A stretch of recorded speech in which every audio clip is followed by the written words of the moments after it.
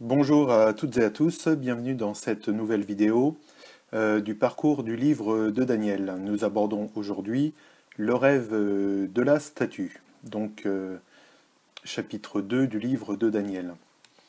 On va se focaliser donc sur l'interprétation du rêve de la statue et on va voir principalement trois points. Tout d'abord, ce que ça révèle sur quelque chose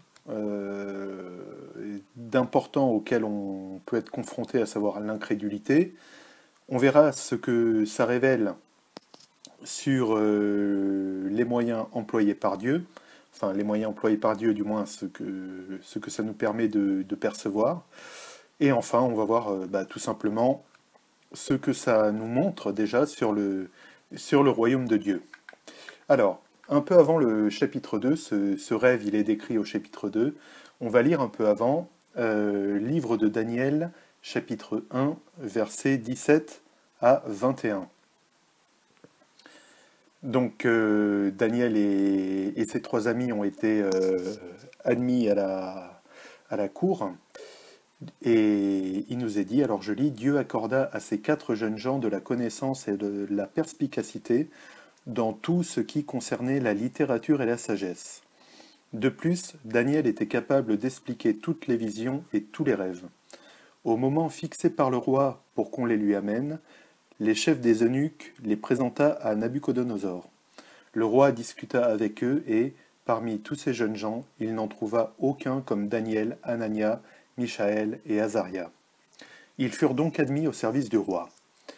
Sur tous les sujets qui réclamaient de la sagesse et de l'intelligence et sur lesquels il les interrogeait, le roi les trouvait 10 fois supérieurs à tous les magiciens et astrologues présents dans tout le royaume. Telle fut la situation de Daniel jusqu'à la première année du règne de Cyrus. Alors, Daniel et ses amis sont à la cour, et c'est assez clair, hein, comme il est dit là au verset 20, sur tous les sujets qui réclamaient de la sagesse et de l'intelligence, et sur lesquels il les interrogeait, le roi les trouvait 10 fois supérieurs à tous les magiciens et astrologues présents dans tout le royaume. Donc, Nabuchodonosor fait le constat palpable que manifestement Daniel et ses amis ont quelque chose de 10 fois supérieur. Là, Daniel, dans son livre, insiste, il aurait pu dire le roi les trouvait supérieurs, le roi les trouvait mieux, mais là, le roi les trouvait 10 fois supérieurs à tous les magiciens. Donc, il y a une constatation nette de la part de Nabuchodonosor que les magiciens et astrologues, ça vaut pas grand-chose. On va lire ensuite, tout simplement la suite, le début du chapitre 2. On va lire les versets 1 à 13. La deuxième année de son règne, Nabuchodonosor eut des rêves. Il en eut l'esprit troublé et ne parvint plus à dormir. Le roi fit appeler les magiciens, les astrologues, les sorciers et les prêtres chaldéens pour qu'ils lui racontent ses rêves. Ils vinrent et se présentèrent devant le roi. Le roi leur dit, « J'ai fait un rêve, mon esprit est troublé parce que je voudrais connaître ce rêve. » Les prêtres chaldéens répondirent au roi en araméen, « Roi, puisses-tu vivre toujours? Raconte le rêve à tes serviteurs et nous en révélerons l'explication. » Le roi reprit la parole et dit aux prêtres chaldéens, « Voici ce que j'ai décidé. Si vous ne me faites pas connaître le rêve et son explication, vous serez mis en pièces, et vos maisons seront transformées en un tas de décombres. En revanche, si vous me révélez le rêve et son explication, vous recevrez de ma part des cadeaux, des récompenses et de grands honneurs. C'est pourquoi, révélez-moi le rêve et son explication. » Ils répondirent pour la deuxième fois, « Que le roi raconte le rêve à ses serviteurs, et nous en révélerons l'explication. » Le roi reprit la parole et dit, « Je m'aperçois en vérité que vous cherchez à gagner du temps, parce que vous voyez que ma décision est prise. Si donc vous ne me faites pas connaître le rêve, le même décret s'appliquera à vous tous. Vous vous êtes concertés pour me débiter des mensonges et des faussetés, en attendant que les circonstances changent. C'est pourquoi, dites-moi quel était le rêve, et je saurai que vous êtes vraiment capable de m'en révéler l'explication. » Les prêtres chaldéens répondirent au roi, « Il n'y a personne sur la terre qui puisse faire ce que demande le roi. C'est pourquoi jamais aucun roi, aussi grand et puissant qu'il ait été, n'a exigé une pareille chose d'un magicien, d'un astrologue ou d'un prêtre chaldéen. Ce que le roi demande est difficile. Il n'y a personne qui puisse faire une telle révélation au roi, mis à part les dieux. Or, il n'habite pas parmi les hommes. Cela mit le roi en colère. Il fut si irrité qu'il ordonna de faire mourir tous les sages de Babylone. Le décret ordonnant la mise à mort des sages, ordonnant la mise à mort des sages fut proclamé, et l'on recherchait aussi Daniel et ses compagnons pour les exécuter. Voilà. Alors, pourquoi j'ai lu ces deux passages successivement? Tout simplement, on a vu avant que, manifestement, le roi voit que Daniel et ses acolytes sont 10 fois supérieurs aux mages et aux astrologues. Pourtant, quel est le premier réflexe de Nabuchodonosor? Verset 2, le roi fit appeler les magiciens, les astrologues, les sorciers et les prêtres chaldéens. Et on a une belle démonstration d'incrédulité et de quelque chose qui quelque part, n'est pas rationnel. Parce que c'est un peu comme si quelqu'un se pointait devant vous parce que vous recherchez, alors j'en sais rien moi, vous recherchez par exemple un téléphone portable, et la personne vous dit, voilà, j'ai deux téléphones, le téléphone A et le téléphone B. Le téléphone A a telle caractéristique, et le téléphone B a des caractéristiques 10 fois supérieures au téléphone A. Il est 10 fois plus rapide, il a une résolution d'écran 10 fois supérieure, il a 10 fois plus de mémoire, etc., etc. Logiquement, vous allez prendre le téléphone B. Si on vous l'offre et que c'est gratuit, vous prendrez le meilleur. Or, Nabuchodonosor, la logique aurait voulu qu'il ne consulte pas tout de suite les magiciens et les astrologues, mais ayant constaté que Daniel et ses amis étaient 10 fois supérieurs aux magiciens et aux astrologues, il aurait dû consulter Daniel. Eh ben non, il consulte les magiciens et les astrologues. Donc c'est quelque chose d'assez mystérieux et quelque part non rationnel. Il y a quelque chose là qui embrume, on va dire, le jugement de Nabuchodonosor. Alors, ça peut parfois passer pour un recours, et ça on le retrouve même de nos jours, un recours exacerbé à la tradition, à savoir que probablement les magiciens et astrologues faisaient partie on va dire, de tout le pataquès babylonien, quoi. Ils faisaient partie du décorum traditionnel, et donc il était de tradition de les consulter pour toutes les questions qui relevaient du rêve, ou de leur interprétation, ou que sais-je. Donc c'est peut-être le fait bien que voyant que Daniel est largement supérieur aux magiciens, c'est peut-être le fait d'être tellement accroché à la tradition qui fait que Nabuchodonosor consulte quand même les magiciens et les astrologues, bien qu'il les ait 10 fois inférieurs. Mais on peut voir que le fait et ses puissances d'égarement sont en fait du fait de Dieu, et c'est quelque chose d'assez, alors certes d'assez mystérieux, mais je reviens pas en détail dessus, mais juste pour vous montrer notamment ce qu'écrit Paul, alors là au sujet du dernier impie. On est dans la deuxième lettre aux Thessaloniciens, chapitre 2, versets 9 à 12. La venue de cet impie, donc, se fera par la puissance de Satan, avec toutes sortes de miracles, de signes et de prodiges mensongers, et avec toutes les séductions de l'injustice pour ceux qui périssent, parce qu'ils n'ont pas accueilli l'amour et la vérité pour être sauvés. C'est pourquoi Dieu leur envoie une puissance d'égarement pour qu'ils croient aux mensonges, afin que tous ceux qui n'ont pas cru à la vérité, mais ont pris plaisir à l'injustice, soient condamnés. Donc là, voilà, verset 11, c'est pourquoi Dieu leur envoie une puissance d'égarement. Alors, c'est pas à nous de juger les moyens, les modus operandi de Dieu pour accomplir son dessein. C'est comme ça, Dieu envoie une puissance d'égarement, et manifestement, là, Nabuchodonosor, c'est un peu pareil, parce que pour que la puissance de Dieu se révèle par Daniel, qui est le prophète de Dieu, et donc qui va révéler le rêve de Nabuchodonosor et en donner la bonne interprétation, il faut ce premier échec. Mais Dieu, on voit déjà, est aux commandes, même sur ces questions d'incrédulité. Alors, on va voir maintenant disons les moyens employés par Dieu. Alors, et là, quelque chose qui peut paraître contre-intuitif, ce rêve de la statue, donc, qui va révéler les 4 empires et le royaume de Dieu, qui va être enfin, largement et incomparablement supérieur à tout, est révélé d'abord à Nabuchodonosor. Alors ce qui peut sembler étrange, parce que c'est Daniel, certes, qui va dire le rêve de Nabuchodonosor et en donner l'interprétation, mais celui qui reçoit le rêve, c'est d'abord Nabuchodonosor. Bah, en fait, il y a un précédent. Alors, pour donner un exemple, on va lire un tout petit bout de l'histoire de Joseph en Genèse chapitre 41, les 4 premiers versets. Donc, alors, je refais pas toute l'histoire, mais Joseph donc, est en Égypte et Pharaon a un songe. Donc, au bout de 2 ans, Pharaon eut un songe. Voici, il se tenait près du fleuve, et voici, 7 vaches, belles à voir et grasses de chair, montèrent hors du fleuve, et se mirent à paître dans la prairie. 7 autres vaches, laides à voir et maigres de chair, montèrent derrière elles, hors du fleuve, et se tinrent à leur côté, sur le bord du fleuve. Les vaches laides à voir et maigres de chair mangèrent les 7 vaches belles à voir et grasses de chair. Et Pharaon s'éveilla.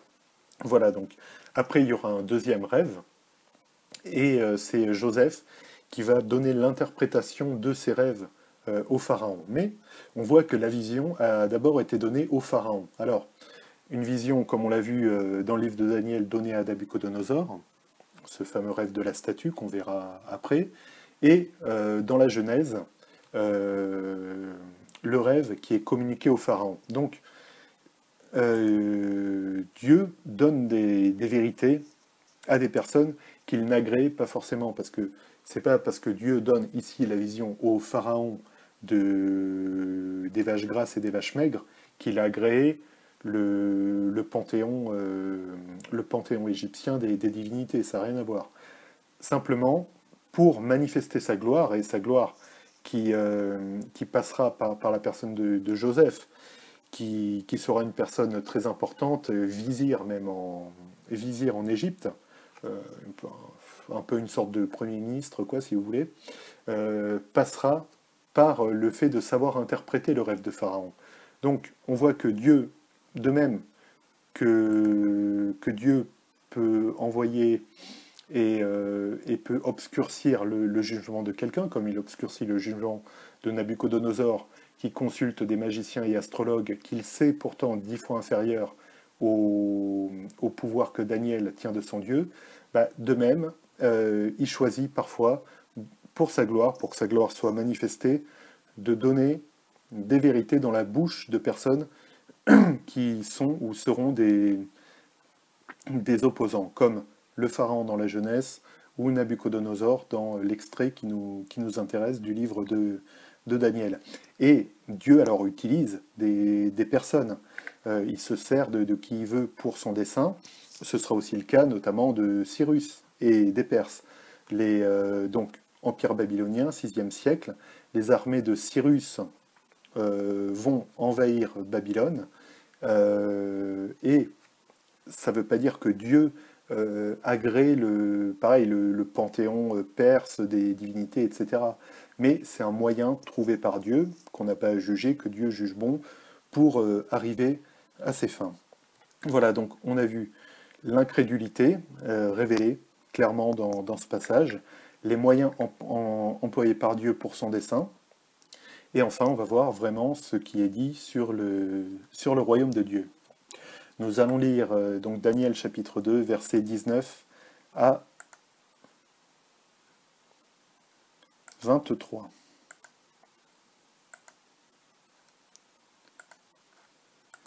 Alors, versets 19 à 23, je disais. Voilà. Au cours de la nuit, dans une vision, le secret fut révélé à Daniel. Alors celui-ci loua le Dieu des cieux. Il dit, loué soit Dieu dès maintenant et à toujours. Car à lui appartient la sagesse et la force. Il fait changer les temps et modifie les circonstances. Il renverse les rois et les élève les rois. Il renverse les rois et élève les rois, pardon. Il donne la sagesse aux sages et à ceux qui savent comprendre, il accorde la connaissance. Il dévoile des choses profondes et secrètes. Il sait ce qu'il y a dans les ténèbres et la lumière brille auprès de lui. C'est toi, Dieu de mes prières, que je célèbre et que je loue. Tu m'as rempli de sagesse et de force, et tu m'as fait connaître ce que nous t'avons demandé. Tu nous as révélé ce que le roi demande. Voilà, Daniel reprend ici un peu ce que je disais au verset 21, car à lui appartient la sagesse et la force, à Dieu. Il sait changer le temps et modifier les circonstances, il renverse les rois et élève les rois. Donc, à qui Dieu donne sagesse et force, le fait que les rois soient renversés ou élevés, tout ça manifeste clairement le dessein de Dieu et le fait que la gloire de Dieu est révélée par ses moyens. Donc maintenant le rêve à proprement parler. Donc cette fois-ci, nous allons lire Daniel 2, versets 31 à 45. Accrochez-vous, c'est un peu long. Roi, tu regardais et tu as vu une grande statue. Cette statue était immense et d'une splendeur extraordinaire. Elle était debout devant toi et son aspect était terrifiant. La tête de cette statue était en or pur, sa poitrine et ses bras en argent, son ventre et ses cuisses en bronze, ses jambes en fer, ses pieds en partie en fer et en partie en argile. Pendant que tu regardais, une pierre s'est détachée sans aucune intervention extérieure. Elle a frappé les pieds en fer et en argile de la statue et les a pulvérisés. Le fer, l'argile, le bronze, l'argent et l'or ont alors été pulvérisés ensemble et sont devenus pareils à la balle qui s'échappe d'une aire de battage en été. Le vent les a emportés et on n'a plus trouvé aucune trace d'eux. Quant à la pierre qui avait frappé la statue, elle est devenue une grande montagne et a rempli toute la terre. Voilà quel était le rêve. Nous en dirons l'explication devant le roi. Roi, tu es le roi des rois parce que le Dieu du ciel t'a donné la royauté, la puissance, la force et la gloire. Il a placé sous ta domination où qu'ils habitent, les hommes, les bêtes sauvages et les oiseaux. Il t'a donné le pouvoir sur eux tous. La tête en or, c'est toi. Après toi surgira un autre royaume, inférieur au tien, puis un troisième royaume, qui sera en bronze et qui dominera sur toute la terre. Il y aura un quatrième royaume, solide comme le fer. En effet, le fer pulvérise et écrase tout. Tout comme le fer brise tout, il pulvérisera et écrasera les autres. Tu as vu les pieds et les orteils en partie en argile de potier et en partie en fer. De même, ce royaume sera divisé, mais il y aura en lui quelque chose de la force du fer, parce que tu as vu le fer mélangé à l'argile. Les doigts des pieds étaient en partie en fer et en partie en argile. De même, ce royaume sera en partie fort et en partie fragile. Tu as vu le fer mélangé à l'argile, parce qu'ils feront des alliances toutes humaines. Cependant, ils ne seront pas vraiment unis l'un à l'autre, de même qu'on ne peut allier le fer à l'argile. À l'époque de ces rois, le Dieu du ciel fera surgir un royaume qui ne sera jamais détruit et qui ne passera pas sous la domination d'un autre peuple. Il pulvérisera tous ces royaumes-là et y mettra fin, tandis que lui-même subsistera éternellement. C'est ce qu'indique la pierre que tu as vue se détacher de la montagne sans aucune intervention extérieure et qui a pulvérisé le fer, le bronze, l'argile, l'argent et l'or. Le grand Dieu a fait connaître au roi ce qui doit arriver par la suite. Le rêve est vrai et son explication est digne de confiance. C'est là où c'est magnifique, j'ai presque pas à commenter. Si ce n'est pour dire qu'on voit dans ce rêve qu'a fait Nabuchodonosor et que révèle Daniel et qu'explique ensuite Daniel, on voit des caractéristiques importantes. Notamment, en lisant au verset 35, le fer, l'argile, le bronze, l'argent et l'or ont alors été pulvérisés ensemble et ils sont devenus pareils à la balle qui s'échappe d'une aire de battage en été, le vent les a emportés et on n'a plus trouvé aucune trace d'eux. Quant à la pierre qui avait frappé la statue, elle est devenue une grande montagne et a rempli toute la terre. Effectivement, tout ce qui n'est pas de Dieu, qui n'appartient pas à Dieu, sera balayé. Et seul le royaume de Dieu supérieur subsistera.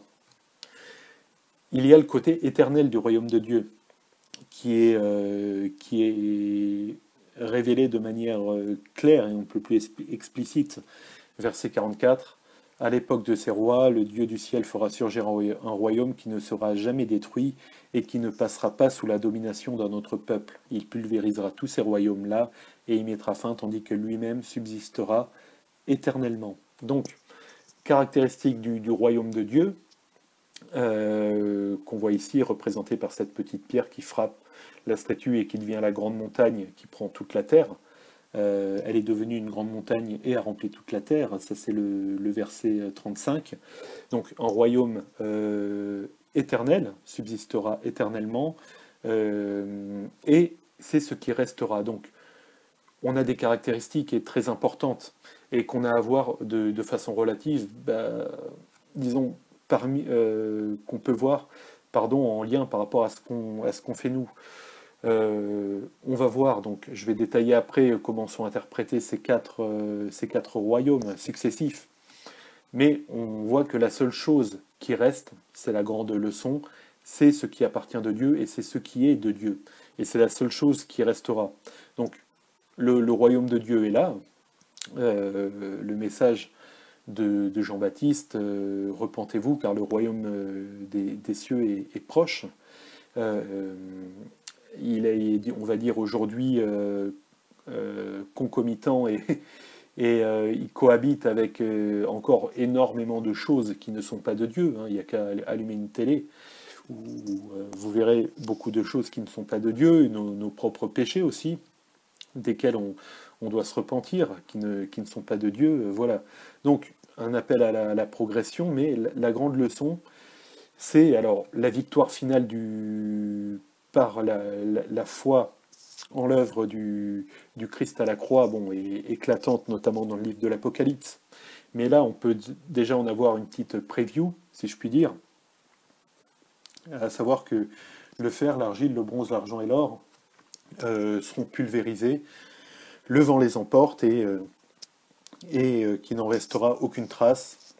La seule chose qui subsistera, c'est le royaume de Dieu. Alors, d'un point de vue, cette prophétie donc, a cette importance sur les caractéristiques du royaume de Dieu, et les royaumes donc, de la statue, donc de la tête aux pieds, peuvent être assez logiquement identifiés. La tête en or, il le dit, hein, c'est la tête en or, c'est toi, donc c'est Babylone. Donc jusqu'au VIe siècle. Ensuite, l'empire qui a succédé, c'est l'empire perse, médo-perse, notamment avec la conquête de Cyrus à la fin du VIe siècle, qui a envahi Babylone, et ce jusqu'au IVe siècle. Au IVe siècle, c'est la succession, c'est l'empire d'Alexandre, donc Alexandre le Grand, qui a la suite de son père, en fait c'est son père, hein, Philippe de Macédoine, qui avait envisagé une conquête du Proche et du Moyen-Orient, mais bon, il est mort, donc c'est Alexandre qui a pris la suite, et qui a conquis le monde connu, tout ce qui était le monde connu quasiment. Il est allé jusqu'en Inde se battre contre les armées de Poros notamment, et ça a entraîné une période qu'on a appelée l'hellénisation. Donc Alexandre, IVe siècle, et ce jusqu'au 1er siècle. Alors, pourquoi jusqu'au 1er siècle? Parce qu'ensuite, émergence de l'Empire romain. Alors, Rome, une république naissante depuis on va dire le 8e siècle avant Jésus-Christ, localisée autour des collines de Rome, donc d'abord les rois, puis les rois étrusques, qui après est devenu une république, et qui s'est étendue, notamment avec le chassé-croisé lors de la guerre civile, au 1er siècle avant Jésus-Christ, entre Jules César et le général Pompée. Pompée a pris Jérusalem en 63 avant Jésus-Christ, donc certes, une culture hellénistique existait dans d'autres côtés du bassin méditerranéen, notamment la ville d'Alexandrie a gardé un côté hellénique, ou je ne sais pas comment on dit, enfin bref, jusque tard, notamment la reine Cléopâtre et les rois Ptolémée, enfin dit entre guillemets pharaons, étaient des descendants, enfin lointains et même vaguement consanguins du général Ptolémée, qui était le général d'Alexandre, à qui avait été attribuée la province d'Alexandrie, mais globalement le monde se romanise. Donc Babylone jusqu'au 6e siècle, l'empire perse médo-perse jusqu'au 4e siècle, ensuite Alexandre bat les armées perses et installe des Alexandries un peu partout, et c'est l'hellénisation, jusqu'au 1er siècle, où perte d'influence, et émergence de Rome, notamment avec les conquêtes de Jules César et de Pompée, et surtout Pompée pour ce qui est le Proche-Orient, qui va prendre Jérusalem en 63 avant Jésus-Christ. Voilà. On va revoir ça avec la vision des 4 bêtes. On retrouvera ces 4 royaumes avec d'autres caractéristiques qui ont été prophétisées par Daniel, par la grâce de Dieu. Alors, voilà, donc comme on a vu aujourd'hui, passage du rêve de la statue. Donc on a vu l'incrédulité de Nabuchodonosor révélé qui préfère avoir affaire à des astrologues et des magiciens pourtant 10 fois inférieurs à l'Éternel et à Daniel. Le fait que Dieu envoie des rêves à des personnes qui ne sont pas forcément agréées par Dieu. On avait vu l'exemple du Pharaon en Genèse 41, et là on a l'exemple de Nabuchodonosor. Et enfin le royaume de Dieu, donc un royaume de Dieu avec révélé dans cette vision de la statue à étage, si je puis dire, les métaux successifs représentant les empires successifs, babyloniens, perses, médo-perses, hellénisation, Rome, qui seront détruits par cette petite pierre qui deviendra la montagne qui envahira tout, à savoir le royaume de Dieu, et le grand, théologiquement, disons, la grande leçon, c'est que la seule chose qui sera éternelle et qui restera, c'est à la finale le royaume de Dieu. Donc déjà une promesse ici qui est manifestée, et vraiment une source d'édification pour nous à la lecture de ce livre de Daniel, qui sera bien entendu confortée plus tard par notre Seigneur et Sauveur Jésus-Christ. Merci beaucoup d'avoir suivi cette vidéo. Je vous dis à la prochaine. Soyez bénis. Ciao.